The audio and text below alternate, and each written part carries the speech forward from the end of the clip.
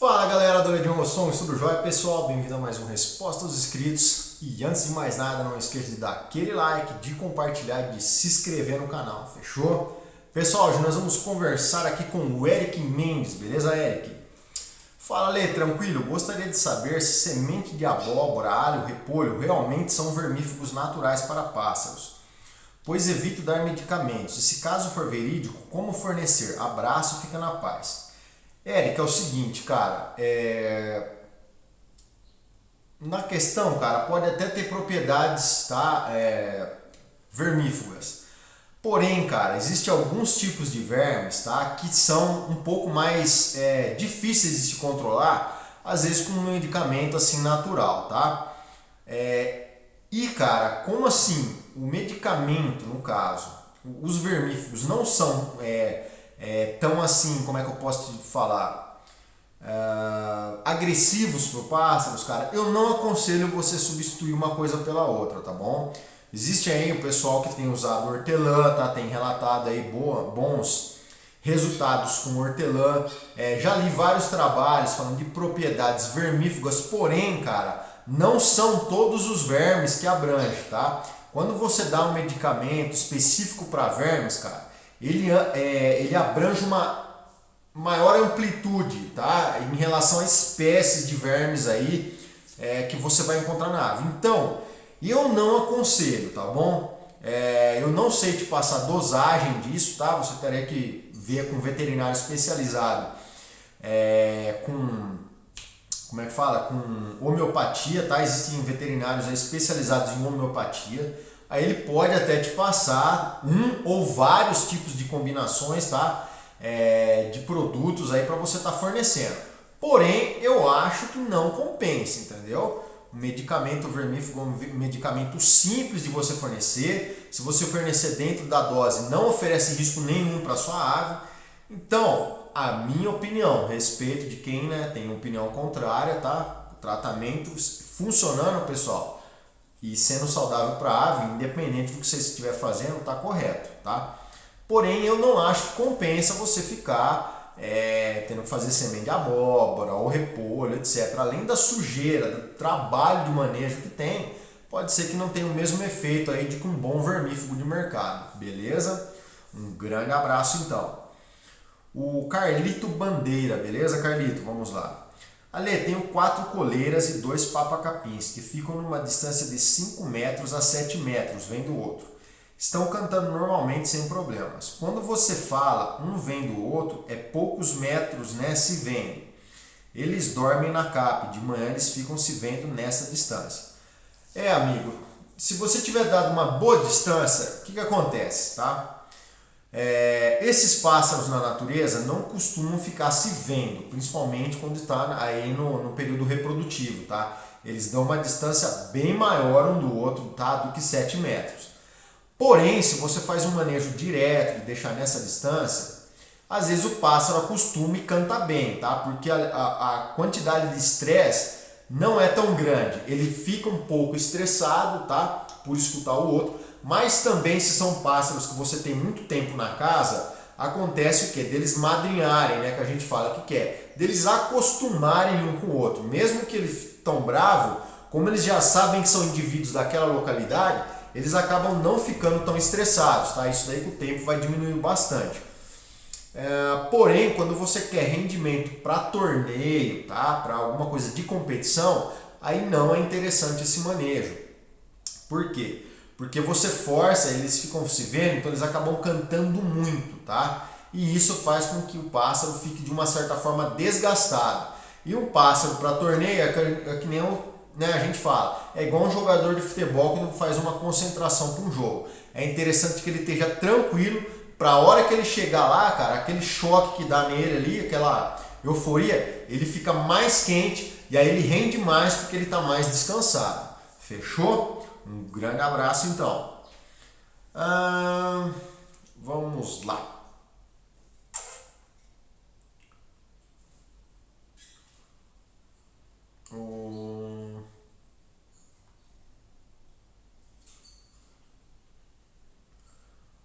Vamos lá, o Aislan Silva. Vamos lá. Ele está falando sobre o bigodinho aqui. Ele falou: eu tenho um pardo aqui que acho que é macho. Quando é época deles voltarem a cantar? E de pardo para virado, ou meia vira, leva um ano mesmo ou 10 meses? Tá, cara, geralmente em agosto agora eles já estão cantando, tá?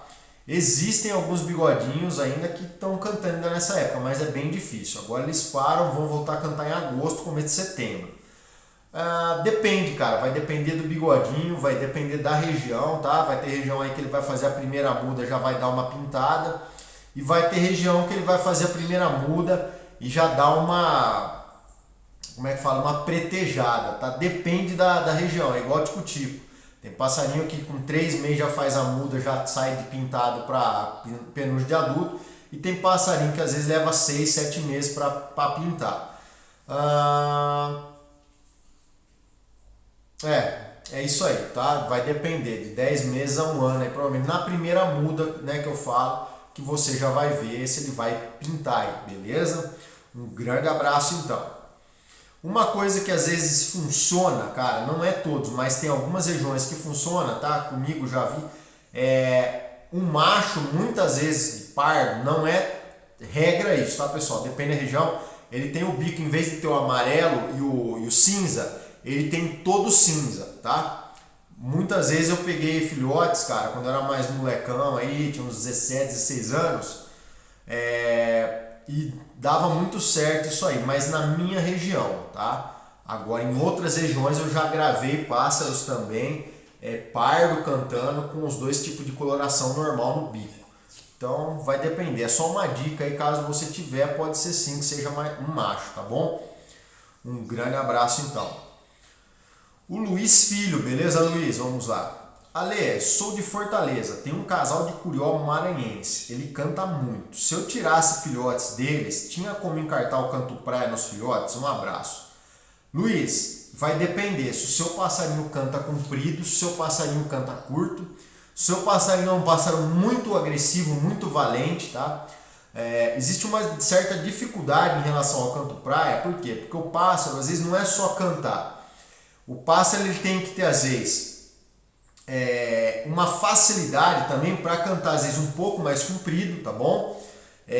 Pássaros que não costumam ser muito rasgador é melhor, tá? Que às vezes o pássaro do mato, dependendo da região, são bem rasgadores, tá?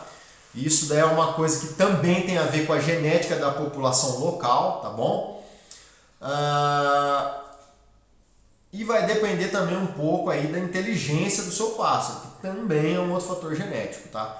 Eu não estou falando para você não tentar, estou falando para você que vai depender de alguns fatores. Pode ser que o seu curió dê um filhote que encarte, cara, tá? Você nunca sabe, a genética aí, ela acaba expressando genes de uma geração toda, entendeu? Desde bisavô, tataravô, então você não sabe o que ele está passando no centro. De repente na cruza, tá? Quando juntar com os genes dessa fêmea, pode sair sim, tá? Um cara aí que cante praia, mas não é tão fácil, tá bom? Não é tão fácil se é um passarinho principalmente de mato, tá? De regional, aí que esses cantos mais regionais um pouco mais curtos, tá? Lembrando que você às vezes até encarta, mas ele não consegue dar o canto inteiro, ele acaba cortando o canto antes, vira aquele curió cortador de canto, mas não é regra, cara. Não, eu tô te falando só para você, assim, vai com o pé no chão, tá bom? Mas passa canto para ele e vê o que acontece com o filhote, beleza? Um grande abraço então, Luiz. O Escadinha Gomes, beleza, Escadinha? Boa tarde, Ale. Você comentou algo sobre passar óleo diesel nas gaiolas em um dos últimos vídeos das respostas dos inscritos. Gostaria de saber para qual finalidade. Abraço, que Deus te abençoe. Obrigado, amigo. Você também. Amigo, a finalidade é conservar a gaiola, tá? O óleo diesel conserva a madeira, não deixa estragar. Eu tenho gaiolas aqui, cara, que eu ganhei de um amigo meu. Tem mais de 35 anos as gaiolas, cara. Estão em perfeito estado. Aquela gaiola que eu mostro para vocês também, que eu passei o óleo de peroba no vídeo, tem 35 anos a gaiola, tá? Então, cara, tá em perfeito estado.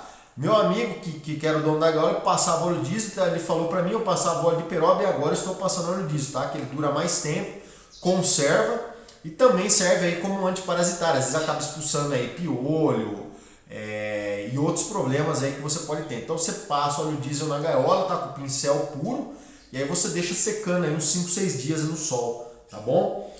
a hora que sair o cheiro, aí você pode colocar o pássaro que vai estar belezinha, beleza? Um grande abraço então. O mundo passariforme, beleza, amigo? Vamos lá. Olá, Leo. O arroz integral que você deve fornecer para os pássaros é o mesmo arroz vendido no supermercado? Desde já agradeço, um abraço. Sim, é o mesmo arroz, tá? Eu forneço o mesmo arroz integral que a gente se alimenta. Olha aquelas marcas lá que tá escrito assim, tipo, não precisa de lavagem, entendeu? Que são os arroz aí de melhor qualidade. E aí você fornece ele. Você pode dar ele inteiro, dependendo do pássaro, então você dá uma triturada nele, tá? Para fazer tipo um quirelão grosso. Tá bom? Os pássaros adoram e faz muito bem para eles também. Um grande abraço. O Pedro Feitosa, beleza, Pedro? Boa noite, Ale. Amigo, trinca-ferro tem dimorfismo? Tem como saber macho e fêmea sem sexagem? Obrigado, amigo. Não, cara, tá? Sem sexagem não tem como você saber se é macho ou fêmea. O trinca-ferro não tem dimorfismo sexual, tá? Então, a não ser que o seu filhote aí tenha botado o ovo, tá? Ou já esteja cantando alto, e etc. Fica muito difícil de você saber. Alguns criadores, logicamente, quando a gente já cria um bom tempo, mesmo o pássaro não tendo dimorfismo sexual, você vai observando algumas características que, favorece você dar um chute, tá? Os meus tico-ticos aqui dificilmente eu erro, tá? Já aconteceu de errar? Já, mas dificilmente eu erro. Às vezes pelo jeito, tá? Os machos têm um jeito um pouco diferente. Às vezes puxa o pai, depende do cruzamento, você já percebe que aquele passarinho que tem os tiques do pai, você fala, pô, esse cara aí ou é macho, tá? Ou às vezes tem o tique da fêmea, você já sabe que é fêmea. Mas é difícil, não é uma coisa assim que você sabe, assim, sabe quem cria. Às vezes você conhece todos os casais ali que você cria e você vai conhecendo mais ou menos os filhotes que vão saindo meio parecidos, as características que dão machos ou que dão fêmeas, tá bom? Mas não existe esse dimorfismo de qualquer pessoa chegar, olhar e falar, esse é macho, esse é fêmea, beleza? Um grande abraço então. O Jailton Gomes de Miranda, beleza, Jailton? Boa noite, parceiro. Eu vermifuguei meu azulão, depois de 15 dias comecei a dar complexo vitamínico e ele começou a cair penas. Você sabe me explicar o porquê? Obrigado. Jailton, sim, cara. Toda vez que você entra com complexo vitamínico, se o seu azulão não tinha mudado pena, você acaba dando um choque no organismo dele, tá? Por quê? Porque é uma quantidade a mais de nutrientes que entra e isso pode ser tipo como se fosse um ativador fisiológico para que ele não entrasse em muda de pena, entendeu? Acontece bastante isso, tanto que você tem que tomar cuidado, às vezes até na época de reprodução, que esse choque, às vezes, você começar a dar vitamina para pássaro, principalmente macho, que às vezes está galã, você entra às vezes com complexo de vitamina e às vezes ele para de encher o ovo, tá bom? Porque dá um choque no organismo dele até ele se adequar para estar fazendo uma regulagem, tipo vitaminas estão a mais, está entrando a mais, o organismo dele tem que se adaptar a essas quantidades. Por isso que eu falo para vocês que não é interessante ficar mudando muita comida e também dando muito suplemento, que acaba às vezes atrapalhando em alguns quesitos nos pássaros. Beleza? Tem que fazer a coisa com inteligência, na hora certa, tá? Para que você tenha aí um pássaro reprodutivamente, tá? Funcional. Você tem um passarinho que canta muito, ele vai arrebentar tudo, mas você coloca para galar, depois ele não gala, por causa dessa variação aí que você está dando constante no organismo dele. Então ele precisa de um tempo para o organismo se adaptar, beleza? As quantidades de nutrientes, etc. Por isso que na natureza existem as estações corretas, cada estação com uma alimentação, tá? E não é bagunçada a coisa. Você vê que fruta aí eles vão encontrar na primavera, tá? Que é o que? O período pré-reprodutivo, eles vão precisar de bastante beta-caroteno, bastante vitaminas, entendeu? Bastante energia até, né? Então, na natureza a coisa é feita certa, né? Deus fez as coisas tudo certo. Então, toma cuidado, não fica fornecendo muito suplemento para o pássaro, que às vezes acaba atrapalhando, tá bom? Se for fora de medida. Então, é por isso, provavelmente, que deve ter acontecido essa muda de penas aí, fechou? Um grande abraço, então. O Chaves está perguntando assim, fala, Lê, queria saber se aveia em excesso faz mal para a minha patativa. Chaves, a aveia em excesso, cara, como ela é muito proteica e ela também é uma boa fonte de carboidrato, pode acontecer de engordar a sua patativa, tá bom? E aí não é interessante você ter um pássaro gordo, que você sabe que os problemas de obesidade, principalmente para pássaros, são enormes. Então, dê moderadamente, fechou? É um ótimo alimento, é ótimo para reprodução, tem vitamina E, tá? É ótimo esse alimento, porém não dê em excesso. Tudo que acaba extrapolando sai de suplemento, né? Sai de uma função boa para uma função má, para intoxicação, obesidade e outros males aí que você pode acometer o pássaro, beleza? Um grande abraço então. O Leandro Lauren, beleza, Leandro? Vamos lá. Ale, meu camarada, um canal desses aí está passando um manejo que oferece ração de codorna de postura de galinha para preparar fêmea para choque. O que você acha disso? Leandro, isso foi muito usado, cara, quando não se tinha suplementos aí que estimulassem, né? Como hoje em dia você tem, os Fertivit da vida, tá? E outros aí para a vitrine reprodução e etc. Né? Hoje em dia você tem vários suplementos que fazem uma função aí de forçar às vezes uma fêmea que não está chegando, um macho que não está chegando, tá? A entrar aí no período de reprodutivo. Porém, isso foi muito usado quando esses suplementos não existiam, tá? O pessoal colocava às vezes na água de bebê, um pouco de ração de codorna de postura, aí chacoalhava, tirava o soro, colocava para beber. Cara, funciona? Funciona, cara, tá? Não vou falar para você que não funciona não. Por quê? Porque muitas dessas rações existem às vezes hormônios ou pré-hormônios, tá? Para que faça essa função aí, tá? De estar ovulando a fêmea a mais. Então às vezes tem fêmea que bota 3 ovos, ela bota 5, tá? Acontece isso. Então assim, se você não tiver outra coisa, quiser fornecer o seu pássaro pegar, tenta fornecer, mas toma cuidado, tá? Porque lembra sempre que granja, as galinhas de granja, as codornas de granja, ela tem uma vida útil muito curta, tá? Não é uma ave que vai estar aí vivendo vários anos. Então você toma cuidado, porque toda a energia que é gasta na reprodução, tá, dos pássaros, elas acabam não sendo convertidas para sobrevivência. Então quando você faz uma fêmea botar excessivamente além do normal, você vai estar diminuindo o tempo de vida reprodutivo dessa fêmea, tá? E consequentemente, depois do período reprodutivo, você pode comprometer ela se você não fizer um manejo correto, uma alimentação correta, um controle parasitológico, você pode perder a fêmea às vezes por uma debilidade, tá bom?